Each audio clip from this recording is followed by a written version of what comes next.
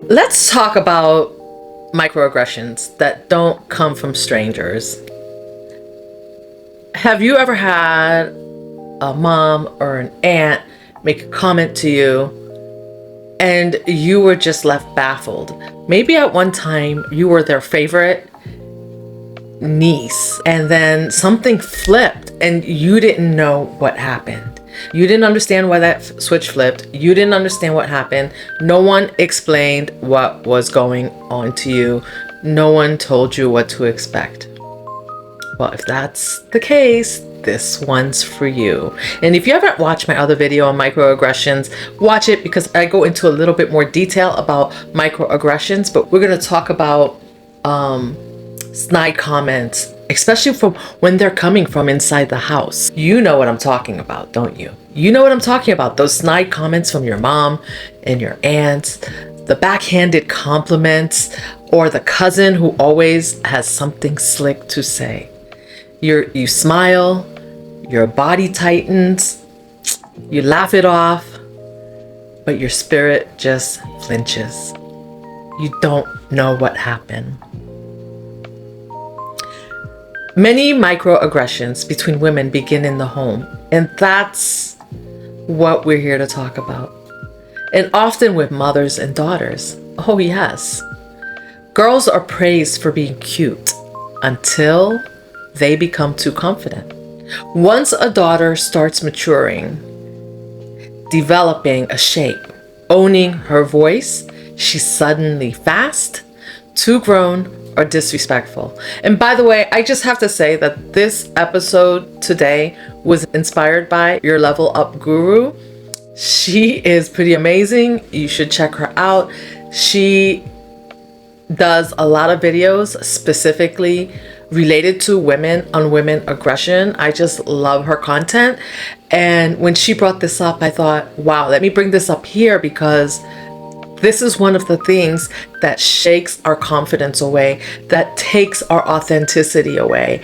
We've talked about father-daughter wounds.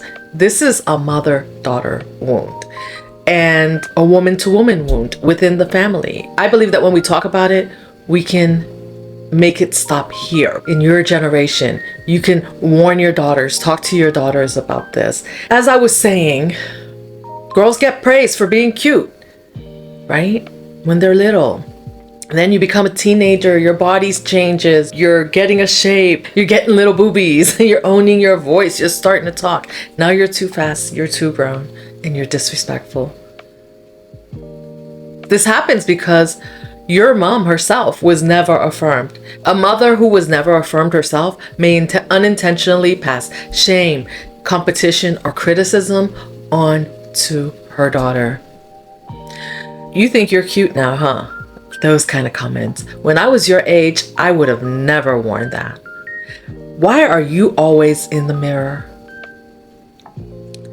These comments, if you've ever heard them, and I'm sure a lot of you have, are rooted in generational insecurity and internalized patriarchy, where attention is currency and women are conditioned to compete even with their daughters. This is so sad. Female competition isn't always loud either, and it doesn't just happen with moms. It's subtle. Microaggressions show up as sarcasm disguised as humor, passive critiques masked as concern, advice that undermines your success. How does this look? You really wore that to church today? I heard you started a business. Is that a real one? You're not one of those women now, are you? I don't know. What women are we talking about? I would love to know. But these comments sting because they come from people we love. And sometimes we don't understand where it's all coming from. You're a teenager, you're growing, you are starting to find yourself, starting to find your voice. And all of a sudden, you're being silenced. You're being told you're too much. Why does this happen? A lot of this happens because the women in your family have unprocessed wounds. They are projecting their unmet dreams, missed chances, or internalized beliefs onto the next generation because they've probably also experienced this. Some women were taught that the spotlight only shines on one person at a time. So can you imagine if your mom or your aunt or another woman in your family has the spotlight and then now you're coming in and you have the spotlight? How dare you? How dare you? Who do you think you are? You think you're grown now? I mean, all those comments that you heard as a kid, like you're too fast. They were not taught that we can all rise together. It's either you or me. And it's subtle. It's so subtle. The message is so subtle. Seeing a daughter, niece, or younger woman live freely can trigger old regrets and lost identities. The freedom that they didn't have, that now you're stepping into. And how dare you have that freedom when they didn't? This affects us by creating shame, confusion, and self-doubt. How can you be authentically you if you are running around in shame, confusion, and self-doubt? And this happens even before you fully become yourself. This trains you to dim your light around other women. Now when you get around women, you're anticipating sabotage rather than support. You know that when you walk into the room, when those comments come, even though you don't know why they're coming, you know that they are telling you you're too much. You can't be better than me. Not here. Not in this space. This is my space. You don't get to come in and shine in this space where I'm standing. And this is with family members. And then this moves on later on to happen with friends. There's lingering impact of this because when we don't understand and we weren't told, the discussion doesn't happen around why this is happening. You internalize this, so you either repeat the cycle with your daughters, and as we grow older, those microaggressions, they don't disappear. They evolve. The side eyes that began at family dinners become underhanded compliments from other women in the offices. Subtle jabs that started between mother and daughter turn into distrust between women who should be allies. What begins as subtle jealousy or emotional competition in your youth can become a root of isolation, self-doubt, and guardedness in your adult relationships. Because if you walk into a room where a woman is used to getting the attention and then now you are getting all the attention, girl, you are in for it, even if it's subtly. She may not directly attack you, but believe me, there's gonna be a side eye, there's gonna be a comment, there will be something said or done to undermine you through these little microaggressions, especially if this is someone who doesn't want to be seen as aggressive. So there's gonna be that covert type of aggression that occurs. As you get older, you'll just find it hard to trust other women. You'll go to work and you'll walk into rooms and you'll know when you get the look that, oh, that one, I can't trust her. Or you may try, and especially if you don't understand what's happening, you will find yourself sabotaged because these women will sabotage you. Imagine you go in and now your boss is looking at you and giving you a raise. You're going to get the side eye. They're going to put you in positions to be sabotaged at work and you won't know why. You won't know what happened. You won't even know when it happened because you were not aware. I mean, for real, I understand this because I've been there, so I'm sharing this with you, but I'm telling you, your Level Up Guru, you have to check her out. You have to check out our channel because she has a lot of different videos where she breaks this down. And I believe that we all have to talk about it because I think it's subconscious. It happens subconsciously with women and families because they've been exposed to this. When we find ourselves in situations where we are sabotaged as we get older with friends and in the workplace, you become further isolated. And then you wonder why you're so stressed out. In the workplace, there'll be tension between female supervisors or colleagues, but you can't quite name it. You'll find yourself getting passed up for promotions, but you're just like, what just happened? Meanwhile, that woman is jealous in the office and she's going around the corner telling the boss not to hire you. It's really crazy the things that you will see happen. You may be told that you're very articulate for someone who just re-entered the workforce. That's an underhanded comment. What does that mean? I was articulate before I was in the workforce. I was articulate after I was in the workforce. If I took a break, it doesn't mean that My ability to articulate has gone away. What kind of comment is that? You might get told that you're ambitious, but you might come off a little intense to men in the room. Those comments are microaggressions. The purpose of those comments is to make you dim your light, because heaven forbid that you come off a little bit intense to the men in the room. Is that true? Or is that they're worried that you're going to be the focus of attention? And it's not about the male gaze either. This is so different. We live in a patriarchy, so men are naturally attracted to pretty women. That's facts. Men like pretty women who are put together. Facts, facts, facts.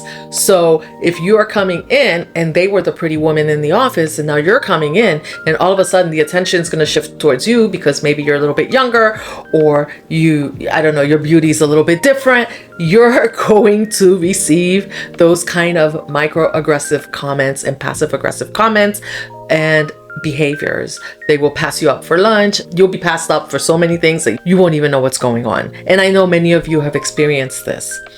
We have to teach our daughters about this. And we have to teach them how to protect themselves. I know I've been saying that I'm going to post a video to show how jealousy makes women behave. This is a component of destiny swapping. It starts with these little microaggressions and can lead to worse. Women have been unalived. Microaggressions have led to major aggressions. So we need to understand this dynamic, because jealousy is not a sin for no reason. Jealousy is a sin because jealousy is the devil's work. Let's just call it that. We're not going to get all religious up in here, but it's just the devil's work. You might get into a circle of women or some other spaces where you think, oh, we're going to be a group of women, we're going to get together, and then we're going to uplift each other. And then it becomes a judgment zone. We start judging each other's bodies, age, parenting choices, relationship statuses. Everything is up for subtle critique. Oh, you're not married yet? Oh, you don't have kids yet? Oh, you gained weight. You lost weight. You let your kids do that at these functions instead of really connecting with each other. Women don't connect. They just start performing because they know it's a competition. And if you are in that group and you are outshining someone, God help you. If you know, you know. So if you're in these women's groups and these microaggressions starts, you will feel it. You will feel it. You might start talking about something that you're doing and someone will shut you down and say, no, not here, we don't do that. And you're just like, well, that's what I do. That's what I do. That's who I am. What do you mean? What do you mean around here? So that means that you're not welcome? It doesn't feel very welcoming. Here's an example of a comment. You go to a gathering and then someone says, some of us are just too career focused to keep a man. Everyone laughs, but knows exactly who it's meant for. It's for the woman in the room who has decided to focus on her career and doesn't have a man.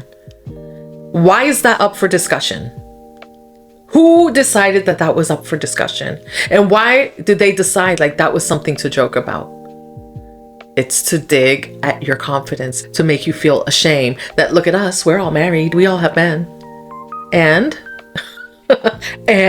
you know, these microaggressions, they're not just annoying, they're wounds dressed up as social commentary. They erode your self-worth. They keep women from building sisterhoods that heal. You'll find like there are all these women empowerment groups out there, right? And when you go, are you really empowered? I don't know. Are we competing? Are we dressing? Who has the best makeup? Who has the best dress on? It's a lot of competition. It's a lot of competition. It's really funny because I started this channel as a women's empowerment channel. And I am about empowering women. But at the same time, I realized that you can't put a lot of unhealed women in a group. It's a recipe for freaking disaster. And it's just sad. It's just sad. But what can we do about it? Well, first, why are women behaving that way? We talk about maybe it's happened to them in the past, but the fact is that many women were raised in environments of scarcity. They were emotional scarcity, financial scarcity, social scarcity, and they were taught to see each other as threats instead of teammates. There's not enough men to go around. So now there's a competition. Who's going to get that man first? There's not enough emotion to go around. So who's going to get the most attention? Let's fight for it. Who's going to have the highest social status? Is it going to be me or is it going to be you?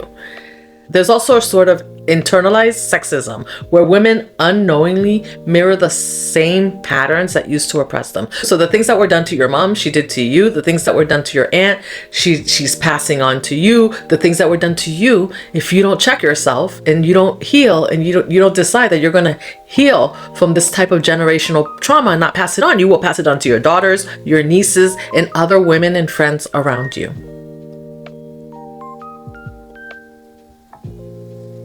Also, many women carry unhealed maternal wounds, growing up with mothers who projected their own insecurities. And this creates confusion about what love and safety amongst women looks like. It doesn't look or feel safe. If it doesn't feel safe with your mom, how does it feel safe with your aunt or with the women in your family who are supposed to love you? You're not going to feel safe with other women. Absolutely not. And yeah, I feel like if you have relationships with women, you're going to have to endure this type of microaggressions. Or if you start to heal yourself, you're going to have to withdraw. Because sometimes they won't even realize that they're doing it. Microaggressions aren't just irritating. They're identity altering. Over time, when you're repeatedly met with subtle jabs, backhanded compliments, or dismissive tones, you start to question your worth, your voice, and your brilliance. And that carries on into many of your other relationships in your life. You begin to dim your light to avoid making others uncomfortable. You shrink your dreams so that you're not too ambitious. You second guess your intuition because others imply you're too sensitive. You edit yourself in spaces where you should be expanding. Or maybe you stay too long in spaces where you just don't belong or where you're just not wanted. Authenticity cannot live in an environment where you're constantly managing how others perceive you. Because before long, you're living a version of yourself that's curated by fear, not authenticity. So how do you reclaim your authentic self after dealing with this and being in such an environment? The first part of this is name it and don't normalize it. Awareness is your superpower. Acknowledge the moments you've shifted who you are to appease someone else's comfort. Notice the patterns. You can't change what you don't confront. So you have to see where you are stepping in and playing this part in what others want from you. And that's the only way you can change it. That's number one. Number two is you want to detach from the projection. Microaggressors often project their own wounds, jealousy, and insecurity onto others. Their comments are rarely about you. So you need to think about that when you're hearing the comments. Stop personalizing it. They're a reflection of them. Say this out loud to yourself if you need it. This isn't mine to carry. Making snide comments about how you completed a task and how you looked and how you need to realize that none of this has anything to do with you. Then number three, find and create a safe space. Seek out women who value vulnerability, truth, and growth. Something, ladies, as women grow older, those microaggressions don't just disappear, they evolve. The side eyes that began at family dinners become underhanded comments, or underhanded compliments, rather. Subtle jabs that started between mother and daughter turn into distrust between women who should be allies. What begins as subtle jealousy or emotional competition in your youth can become the root of isolation, self-doubt, and guardedness in your adult relationship. And here's how it plays out. In your friendships, you find it hard to trust other women. You brace for betrayal because you were raised to believe that female closeness eventually turns sour. You downplay your wins to avoid being too much because growing up, confidence was met with comparison. A friend says, "Wow, you're really dressing up these days. Who are you trying to impress?" This sounds like a joke, right? But it's really a microaggression aimed at dimming your shine. Now you got to do a double take to say, hey, what am I wearing? And was I trying to impress somebody? Why can't you just be impressing yourself? It's enough that when I look in the mirror, when I get dressed, that I'm impressed. If I look good, why not just say, wow, you really look nice? But no, it came with all this backhanded comment. Who am I trying to impress? Like, again, to say, who are you? And in the workplace, you might have a female supervisor or colleague that you have a lot of tension with, but you can't quite name it. That's the thing about microaggression, is that you can't quite put your finger on it, but you know something weird is happening. And the compliments are sharp edged. The support is inconsistent, and your ideas are sometimes repeated back to you by someone else. So that means that you had an idea, and then all of a sudden you show up in a meeting and somebody is presenting your idea. That's microaggression, rooted in internalized competition, jealousy, and it's their own general conditioning that has nothing to do with you. Nothing to do with you. And I want to talk about how to deal with it. I have 4 things that I'm going to ask for you to do. First of all, I'm going to ask you to name it and don't normalize it. It happens. You get that gut feeling. Even if you can't pinpoint it, I want you to be aware of it. Take it in, because awareness is power. Acknowledge the moments you've shifted who you were to appease someone else's comfort. Notice the patterns. You can't change what you don't confront. Let me give you an example. I'm going to give you a personal example. I had someone that I knew that we would hang around together. This was such a subtle shift. There was another gentleman who would say, you're beautiful. And when this person came into the picture, you saw him slowly shift and stop making those comments. And I pulled away because I can see and I could feel her discomfort. I can feel the side eye. And eventually he just stopped. And I knew it. And I just knew that it had to do something with her. But regardless, and it wasn't anything like I was looking for attention or anything like that. You could just tell it just irked her, and certain comments were made. And eventually he just stopped. Because here's the other thing about that, is that don't think that other people in the room are not noticing the behavior. Oh, they see it. They see it. They may not say anything. They see it because they have normalized it. So now you're the one that has to unnormalize things. Next thing you want to do is detach from the projection. Microaggressors often project their own wounds, jealousy, or insecurities onto others. Their comments are rarely about you. It's rarely about you. It's about them. Maybe something that they've gone through, something they've seen, microaggressions they've suffered, and that were passed on to them. And now they're passing that on to you. And I want you to say out loud to yourself that it's not yours to carry, because their comments are not about you. I want you to reaffirm who you are in the situation. You are who you are. Affirm your power, your voice, and place in the room. And I know that can be hard, because especially when people are asking you to shrink and they're trying to overpower the room at the time. And just remember that you can't always leave. You can walk away. You don't have to stay anywhere or in a room that's asking you to shrink. Journaling, therapy, and speaking affirmations out loud helps you retrain your inner voice to reflect these truths, your truth, and not the other person's assumptions. This takes time to reprogram. It takes time to actually catch it. And I'm just going to tell you, with my experience, because these behaviors are so normalized, and when it happens in group settings,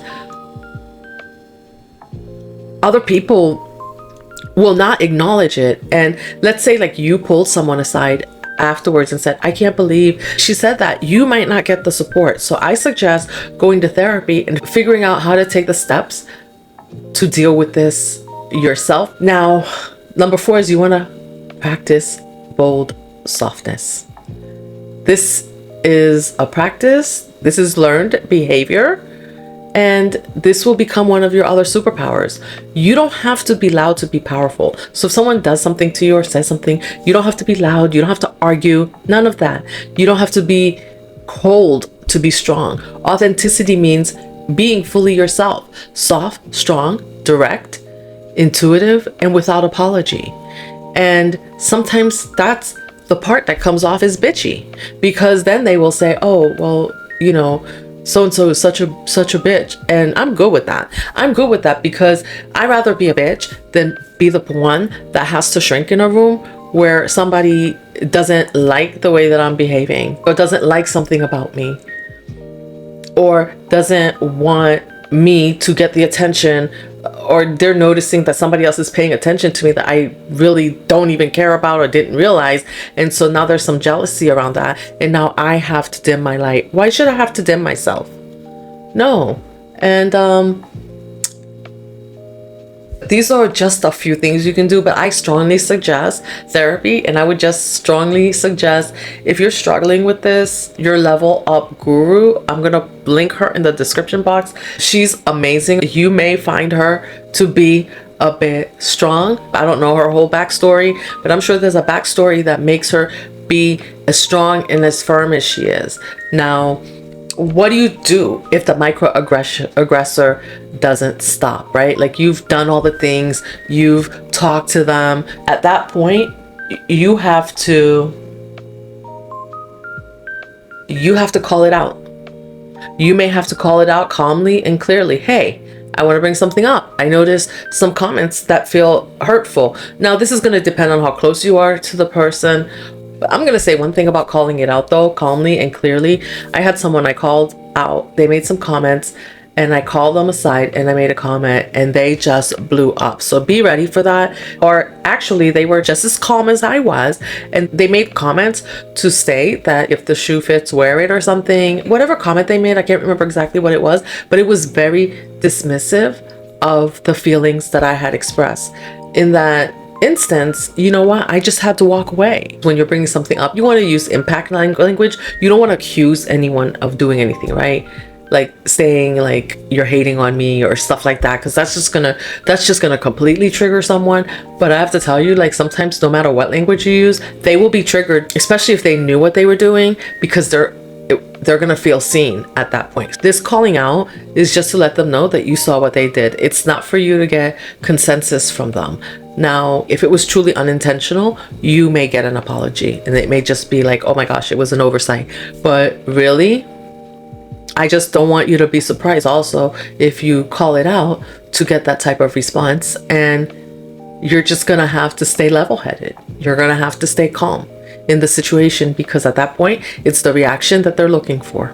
Next, you want to set firm boundaries. If they continue, it's okay to say, hey, I care about you, but I'm not available for relationships where I'm constantly being undermined.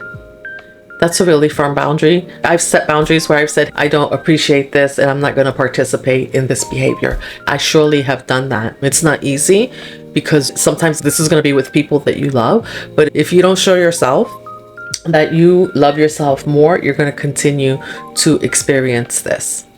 Next, you want to limit access. Boundaries aren't punishment. It's not punishment. It's not betrayal. It's self-preservation.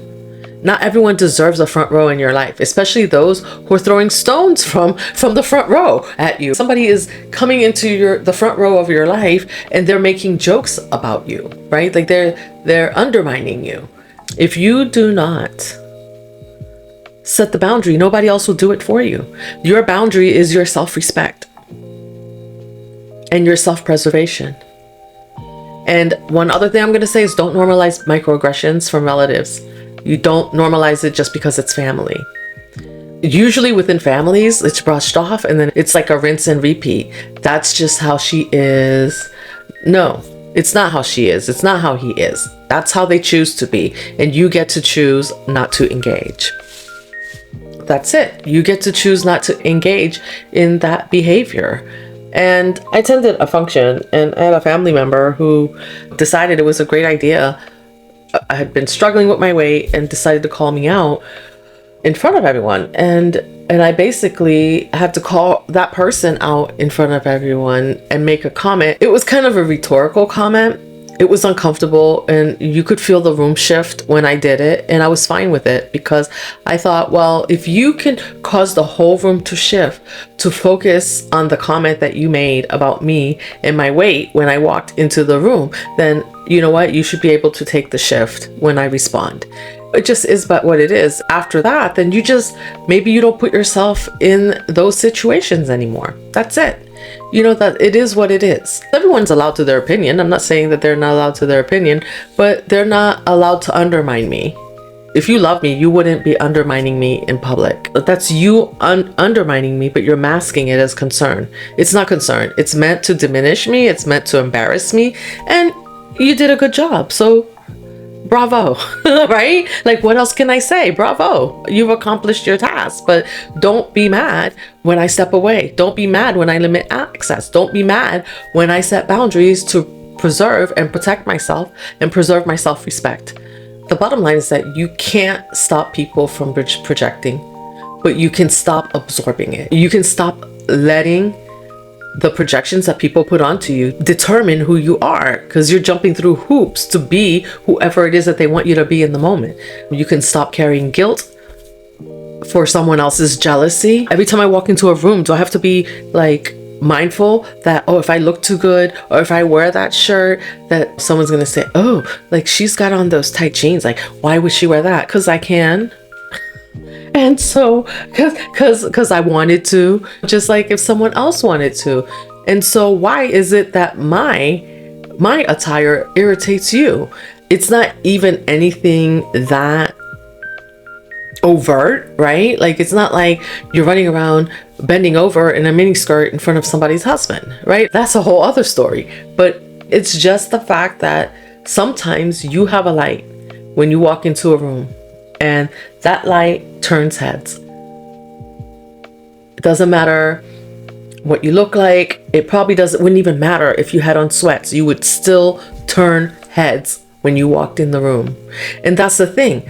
So then what would they say? They would still be irritated.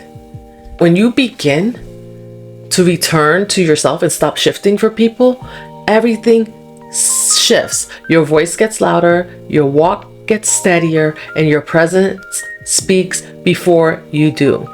And that's a beautiful thing. People will purposely show up late at parties so they can make a grand entrance, so that everyone's there, and they'll be like what they call, I think they call it fashionably late, and people will just show up at the end just so they can get all the gaze on them at the end. That's on purpose.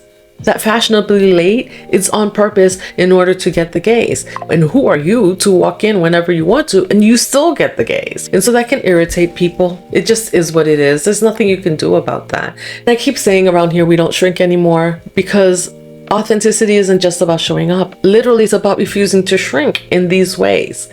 This jealousy starts from when you're a child. I can remember walking into rooms as a kid before I even realized that my body was shifting and that I was turning into a young lady, how the looks I would get from both men and women who would look at like a 14-year-old and be like, why is my husband looking at you?